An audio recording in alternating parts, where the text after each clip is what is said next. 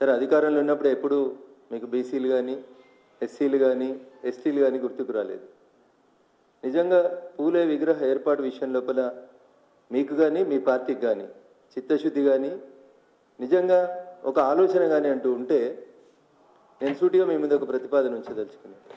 మీరు వెళ్ళి ఈ సంఘం ఆ సంఘం ఏ సంఘం దగ్గర తిరగాల్సిన అవసరం లేదు చెల్లె, స్ట్రైట్గా పోయి ఫామ్ హౌస్కి పోయి చంద్రశేఖరరావు గారిని కలిసి నాయన మనకు ఒక ఎంపీ సీట్ వస్తుంది, రాజ్యసభ వస్తుంది, ఆ రాజ్యసభ సీటుని ఒక మహిళా ప్రతినిధిగా అనుకోండి, ఒక మలిదశ ఉద్యమాన్ని మలుపు తిప్పిన ఒక ఉద్యమకారుని తల్లి అనుకోండి, లేదా అమరవీరుల స్తూపం 200 కోట్లతో ఓపెన్ చేసి సాయంత్రం సోషల్ మీడియాలో ఎమ్మెల్సీ అని ప్రచారం చేసి పొద్దుకి 2 ఇంటికి గన్మెన్లను పంపించి పొద్దుగల ఎమ్మెల్సీ పదవి ఇవ్వకుండా మనం అవమానపరిచినటువంటి ఒక బీసీ బిడ్డ, ఒక మహిళ శంకరమ్మగా రాజ్యసభ సీట్ ఇప్పించి మీ చిత్తశుద్ధిని నిరూపించుకోండి. మేము ఎంపీ సీట్లు అమ్ముకోము. 2019 ఎన్నికలలో చేవెళ్ళ, మహబూబ్ నగర్, నల్గొండ, ఖమ్మం ఇట్లా మొదలు పెడితే మెదకు ఇట్లా కనబడేయని అమ్ముకున్నారు. ఎవరికి? They don't know Telangana, they are nowhere concern with Telangana movement. అంతా 100 కోట్లు, 200 కోట్లు, 500 కోట్లకి. నేను చెప్పలేదు సార్ ఈ మాట. కేసీఆర్ గారు నల్గొండ సభలో నరసింహారెడ్డి గారిని పక్కన చూపెడుతూ, నరసన్న నేను నీకు 100 కోట్లకు సీట్ అమ్మినా అని జనం అనుకుంటున్నారు, ఆ 100 కోట్లు ఎప్పుడు తెచ్చిస్తావు నరసన్న అని అడిగిండు. నువ్వు అమ్మినావు అనేది నువ్వే చెప్పినావు, కొన్నావు అనేది ఆయన్నే చెప్పిండు, ప్రజలు కూడా తెలుసు అది. ఖమ్మం ఎటుపోయింది, ఖమ్మం సీట్ ఎవరికి ఇచ్చినారు, తర్వాత మీరు ఇచ్చిన రాజ్యసభ సీట్లు ఎవరికి ఇచ్చినారు? ఒకటేమో గ్రానైట్ కంపెనీలకి, 2 గోళీల కంపెనీలకి, 3 పైసలు వసూలు చేసేటానికి, 3 గోళీలు వేసేటానికి.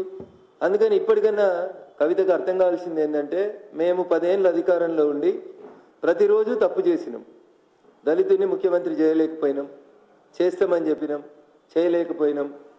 మా నాయనను ఫ్లోర్ లీడర్ అనుకొని చేసినాం, కానీ మా నాయనకు నడిచే పరిస్థితి లేదు కాబట్టి, ఆరోగ్యం సహకరిస్తలేదు కాబట్టి, అందరికంటే సీనియర్ శాసనసభ్యుడు గౌరవనీయులైనటువంటి మా తండ్రి గారికి సమకాలీకుడు కడియం శ్రీహరి గారిని ఫ్లోర్ లీడర్ చేస్తాం అని ఒక దళితుడిని ఫ్లోర్ లీడర్ని చేయండి. పార్టీ వర్కింగ్ ప్రెసిడెంట్ గారు బాగా బిజీగా ఉంటారు, ఎప్పటికీ దుబాయ్లో, అమెరికాలో, సింగపూర్లో వ్యాపార సామ్రాజ్యాన్ని విస్తరించుకోవాలి, ఇంకా సినిమా ఇండస్ట్రీస్ తోటి చాలా పనులు ఉంటాయి వారికి. అవన్నీ పనులు చేయడం లోపల బిజీగా ఉంటారు కాబట్టి ఒక బీసీ బిడ్డని తీసుకొచ్చి పార్టీ వర్కింగ్ ప్రెసిడెంట్ని చేయండి. మీకు బాగా ఉత్సాహం ఉంది కాబట్టి ఒక మహిళని తీసుకొచ్చి పార్టీ ప్రెసిడెంట్ని చేయండి. 2 డిప్యూటీ ఫ్లోర్ లీడర్లుగా ఒక బీసీని, ఒక లేదా ఒక ఎస్సీని, ఒక ఎస్టీని చేయండి. 10 ఏళ్ళు అనుభవించిండ్రు కదా, దొరికిన కాడికి దోచుకున్నారు కదా. బీసీ, ఎస్సీ, ఎస్టీ మైనార్టీలకు సంబంధించినటువంటి ప్రజానికాన్ని ఏ రోజు కూడా మీరు గౌరవించలేదు కదా.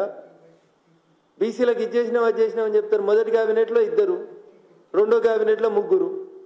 జనాభాలో 56% ఉన్నారని మీరు చేసిన సకల జనుల సర్వే చెప్పినప్పుడు మీరు బీసీలకు ఇచ్చిన మంత్రి పదవులు 2 18లో. రెండోసారి అధికారంలోకి వచ్చిన తర్వాత మీరు ఇచ్చినవి 3 పదవులు. ఇవన్నీ తప్పు జరిగింది మా వల్ల. మేము ఇప్పటికైనా బుద్ధి తెచ్చుకున్నాం, మా తప్పును మేము సరిదిద్దుకోవాలనుకుంటున్నాం. మొదటి క్యాబినెట్లో మహిళల్ని గౌరవించలేకపోయినాం. అమరవీరుల స్తూపం ఓపెనింగ్ రోజు శంకరమ్మ గారికి ఎమ్మెల్సీ ప్రకటించినామని తప్పుడు ప్రచారం చేసినాం కాబట్టి తప్పయింది అని అందరూ, party president, floor leader, working president, బావ, బామ్మర్ది, చెల్లె అందరు పోయి తెలంగాణ అమరవీరుల స్తూపం, ఆంధ్రుల చేత కట్టించిన అమరవీరుల స్తూపం కాడికి పోయి తప్పైందని చెంపలేసుకొని ముక్కు నాలుగు రాసి ఎమ్మెల్సీ పదవి ఇచ్చినామని చెప్పి ప్రకటించి మోసం చేసి 2 గన్మెన్లను 2 రోజులు పంపించి తర్వాత ఎమ్మెల్సీ పదవి ఇయ్యక వంచినందుకు మలిదశ ఉద్యమాన్ని మలుపు తిప్పినటువంటి శ్రీకాంతాచారి సోదరుడు వారి తల్లి శంకరమ్మకి మీరు రాజ్యసభ ఇచ్చి మీరు మీ పాపాలకి ప్రాయశ్చిత్తం చేసుకోవాలని సోదరి కవితకి ఈ సందర్భంగా నేను సూచించదలుచుకున్నాను.